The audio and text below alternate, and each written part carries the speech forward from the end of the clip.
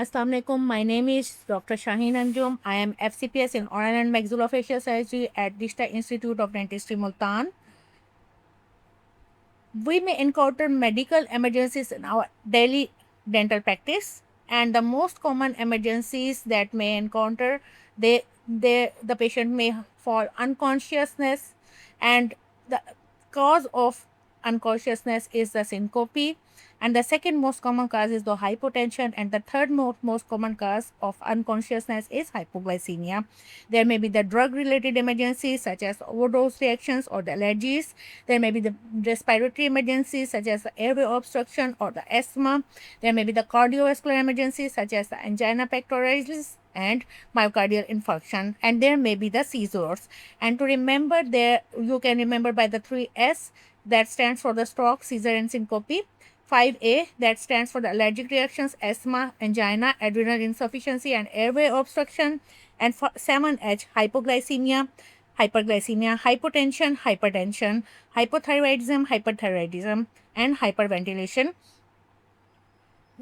We should maintain an emergency tray kit in our dental setup, and the emergency drugs should be periodically checked, and a logbook of the drugs in the tray should be kept and reviewed every month, and soon to expire drugs and those used up should be replaced. And the emergency drugs should contain the parental administration drugs such as adrenaline, hydrocortisone, which is available by the name of the Decadron, glucagon injection, diazepam or midazolam, flumazenil, which is antidote for the midazolam, naloxone, which is the antagonist for the narcotic, and the morphine analgesics, morphine sulfate should be available, and the antihistamines such as the chlorpheniramine, and the inhalation route drugs should be such as the oxygen bronchodilator such as the salbutamol, and the respiratory stimulants such as the aromatic ammonia, and drugs for the oral administrations that should be contained in the emergency drug kit, which are the antihypoglycemic drugs, antihistamines such as the chlorpheniramine, and the vasodilators such as the nitroglycerin. And prevention is the better than the cure. So there are general guidelines to prevent the cornerstone of the management, and that starts from the proper medical history and physical examination at the first visit, and then medical history should be checked regularly, updated regularly, and whenever indicated, we should seek medical advice before starting a medical treatment, and we should be prepared to deal with the emergency, and ensure that the dental surgeon staff is properly trained for the medical procedures such as maintaining and clearing airway, performing CPR, performing manufacture, and there should be easy access to the medical help, and never work alone, and keep abreast of changes in practice by continuing education. And emergency equipment should include the telephone with emergency number, watch, high volume suction operators, BP operators, pulse oximeter, glucometer, and for oxygen administration, oxygen cylinder with appropriate attachments, face masks, ambu bags, airways. This is the laryngoscope, magal forceps, endotracheal tube, airways, suction operators, drip set, tracheostomy tube, ambu bag and mask, glucometer, and automatic cardiac defibrillator. And for IV access, there should be tourniquets, white plastic tape, and the IV cannulas. And for drug administration, there should be plastic syringes of different sizes and needles, 18 gauge and 21 gauge. And now, if emergency happens, there are the basic steps for the basic life support, and that should be performed in every emergency. Step 1 is the assessment of the consciousness, and we can assess by shaking the shoulders of the victim and calling name, are you okay, and then call for help and position the patient, and mostly trindle and back position is kept, and with the legs raised. And one situation in which the modification is required is the pregnancy, where the lateral decubitus position is required to avoid pressure to the inferior vena cava. And these are the steps how we recognize the unconsciousness, how we position the patient, and there should be ABCD approach for every emergency. Stands for airway, B for breathing. Should be 12 to 20 breaths. We should check the circulation and disability. This is the disability of at the level of consciousness. So it should be assessed and the proper exposure should be done. This protocol should be in every emergency. And how we will assess the airway? So look, listen, and feel, and then at the same time we look for the nasal airway, patency of the airway, and uh, when the unconscious victim, the tongue falls back to the posterior pharyngeal wall and airway obstruction is done, and so we can pull tongue forward. And this is the maneuver: head tilt and chin lift. And this is the jaw thrust manual that broadens the airway. And this is how the chin lift and head tilt maneuver is done. And extending the neck by putting one hand below the neck and one hand on the forward by head tilt. There is the victim's tongue is lifted off the pharynx and opens the airway. And now you assess the breathing by listening the patency of the airway, by listening the breathing. And the if artificial ventilation is required, then we can give mouth to mouth breathing or the artificial ventilation by ambu bag. And step 7 is the assessment of the circulation, and that can by the checking the carotid. And step 8, if the airway is patent and adequate circulation is done, then we should go for the definitive management. And if there is no patency of airway, we should start the external chest compressions. This is the procedure for mouth to mouth breathing and the ambu bag ventilation. This is how we check the carotid pulse for circulation, and these are the chest compressions. And this is also a general protocol for management of each medical emergency. You can remember it by the supports. S stands for stop the treatment and then position the patient. Oxygen is not required in every case, but in most of the emergencies, oxygen is necessary. And then reassure the patient and take vitals. And this is the recovery position. When the patient recovers, the chin is kept upward to airway to for the respiratory passage opening, and mouth is pulling downward for drainage of saliva or other secretions, and arms and legs and locked for stability. This is recovery position. And after that, basal life support, we should go for the advanced life support. This includes the admission to the hospital and treating all ICU, monitoring ECG, checking arterial gases and electrolytes. X-ray chest should be done, and defibrillation if necessary.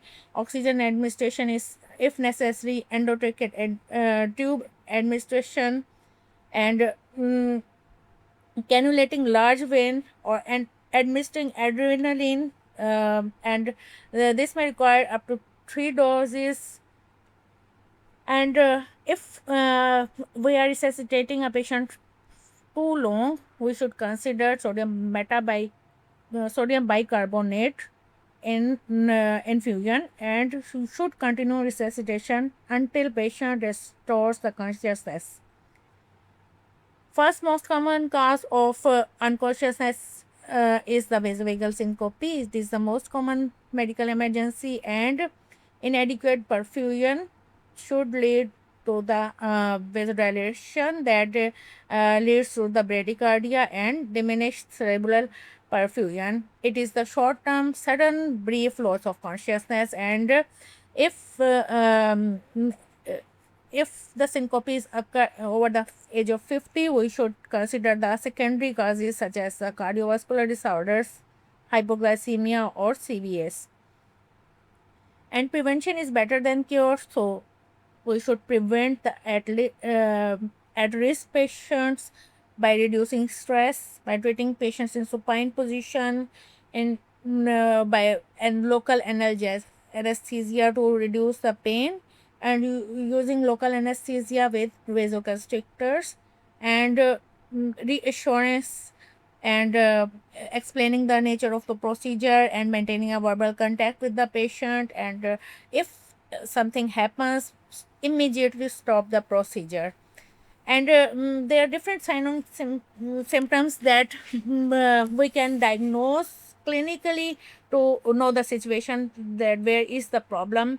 And the sign and symptoms are different in every case of emergency, and we should on inspection and palpation we can feel the pulse and the skin signs that may indicate the typical emergency, such as in case of vasovagal syncope, skin is pallid and sweating, and by checking, pulse rate is slow, and nausea vomiting may be accompanied, and loss of consciousness. These are the general signs, but the skin signs that are indicative, and brief is brief, so there is a vasovagal syncope. Hmm. And if there is vasovagal syncope, we should just change the position and assess the level of consciousness. After ABCs, we should check the cause by medication, history of medication, and we should go for the signs of hypoglycemia, CVA, seizures, arrhythmia, anaphylaxis, and anxiety attack. And oxygen, 100% oxygen can be given, but the aromatic ammonia capsule may stimulate the respiration, and we should monitor the respiration, pulse, and BP, check vitals, and reassure by sports protocol. And unconscious patient should be arranged to be taken to home by relative, and no further treatment should be done for 24 hours. And the postal hypotension is the second most common cause of the unconsciousness, and it occurs when the abrupt change of position from the dental chair after a procedure, and it is due to the when the we get up against the gravity. This is the pathophysiology, that when above the level of heart, 1 inch dental chair is positioned upward, there is change in the blood pressure. Blood pressure is decreased by 2 torr by of every inch. And mm, uh, if we position down the dental unit 1 inch towards the gravity, the blood pressure is increased by 2 torr by 1 inch change in position. And this is the pathophysiology, but normally the compensatory mechanism uh, do the vasoconstriction and the hypotension is recovered.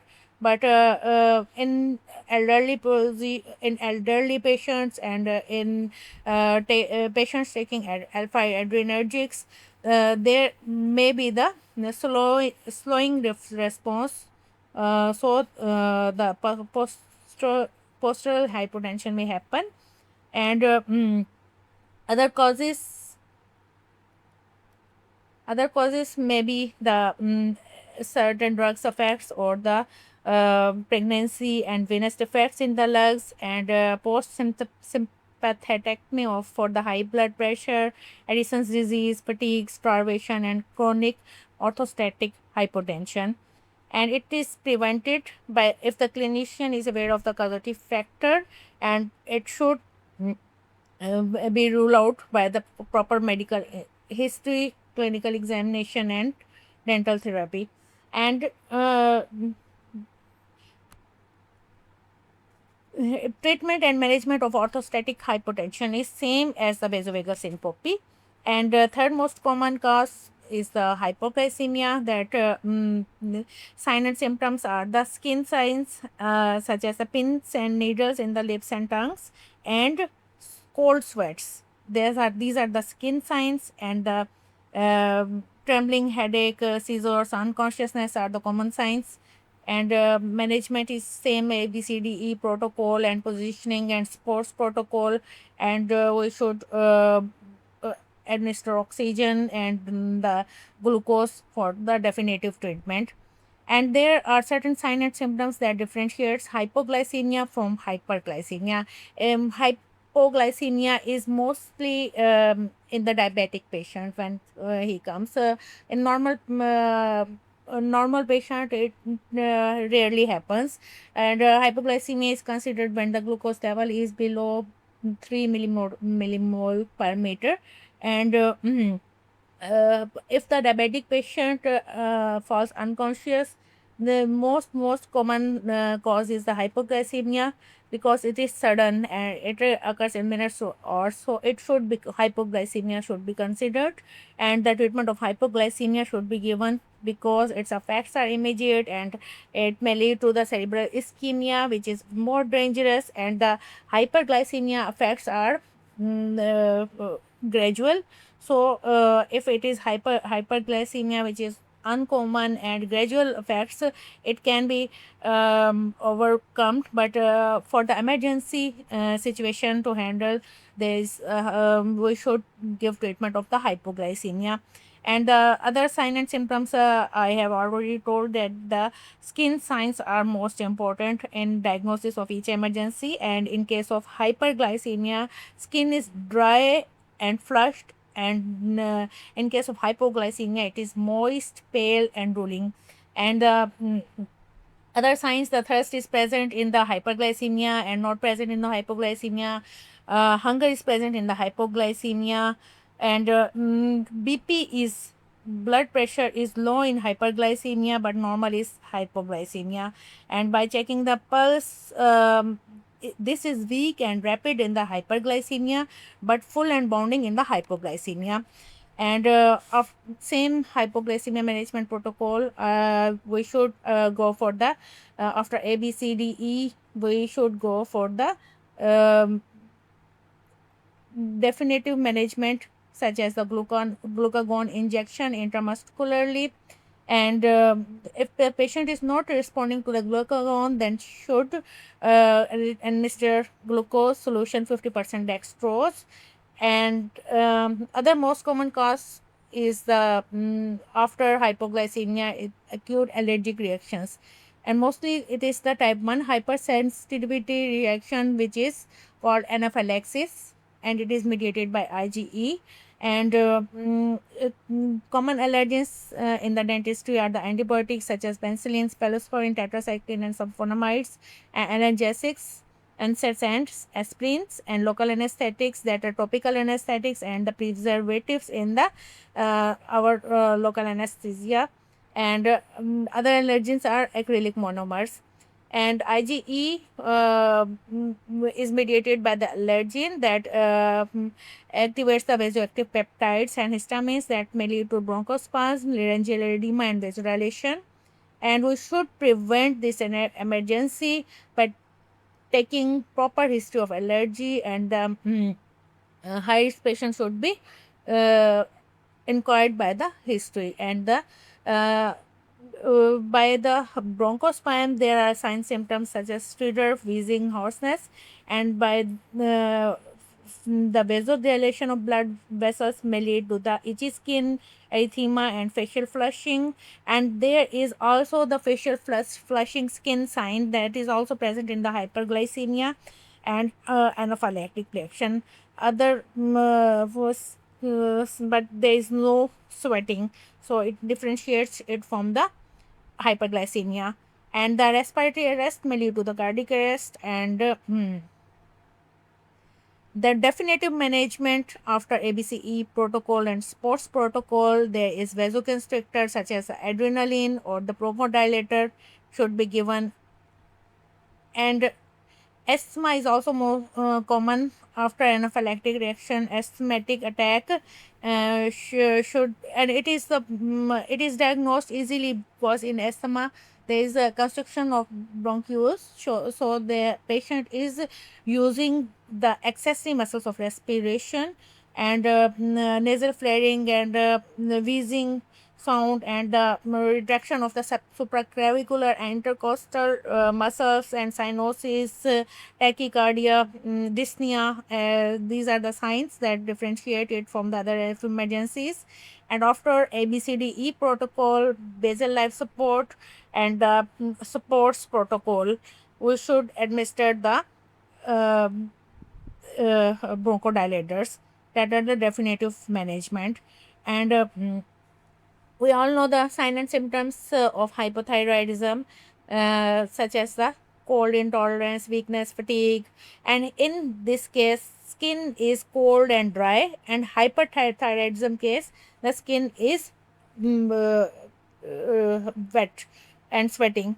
But this is also differentiating point, and but other sign and symptoms such as cold intolerance, and in case of hyperthyroidism there is heat intolerance, and management after ABCDE and definitive care, there is the thyroxine administration as a definitive protocol. And hyperthyroidism sign and symptoms are opposite to the hypothyroidism, and propylthyrouracil and glucocorticoids should be administered. And there may be the acute adrenal insufficiency due to Addison disease or the secondary to stress. And the sign and symptoms are also different from the other emergencies, such as the hyperpigmentation, anorexia, weakness and fatigue, hypoglycemia and hypotension. And others are the common signs and symptoms: syncope, lethargy, confusion, and psychosis. And after ABCDE protocol and supports protocol, glucocorticoids should be administered. And cardiac patients, there are precautions. You should start dental procedures to reduce stress level and give appointments early morning and short appointment, and adequate pain control. And local anesthesia with vasoconstrictor, maximum dose is 7 milligram per kg weight should be given, and epinephrine 2% lidocaine, and should be given one cartilage of 1 into 50,000, two cartilage of 1 into 100,000, and four cartilages of 1 into 20,000 should be given to prevent the attack. And if the patient is the pain is of angina is diagnosed by the crushing or bandage tightness that may radiate to the left arm, and it's accompanied with increased heart rate and nausea. And after ABCDE protocol, we should, and sports protocol, we should give nitroglycerin tablets to act as a vasodilating agent for vascular smooth muscles that improves blood supply to the heart. And nitroglycerin is not indicated if the systolic blood pressure is below 90 milligram. And if it proceeds, it may lead to the myocardial infarction. And in case of myocardial infarction, there is severe crushing chest pain, skin becomes pale and clammy, shortness of breath, hypotension, and nausea, vomiting. And other signs are the palpitation, cyanosis, dyspnea, lightheadedness, and wheezing. And after ABCDE and sports protocol, nitroglycerin should be given, and aspirin 300 milligram should be chewed, and that inhibits the platelet functions, and um, pre- prevents the progression of cardiac ischemia. And morphine should be given. This is the MUNA protocol for the myocardial infarction. M stands for morphine, O stands for oxygen, N stands for nitroglycerin, and A stands for aspirin. This is the definitive management by MONA protocol. And if patient is unresponsive, then start CPR. And cardiac arrest may happen, which is due to the ventricular fibrillation, and patient collapse. And if there is a cardiac arrest, we should think of the causes such as hypoxia, hypovolemia, hyperthermia, hyperhypokalemia, and hyperglycemia, and five T's such as toxins, tension, pneumothorax, tamponade, thrombosis, and trauma.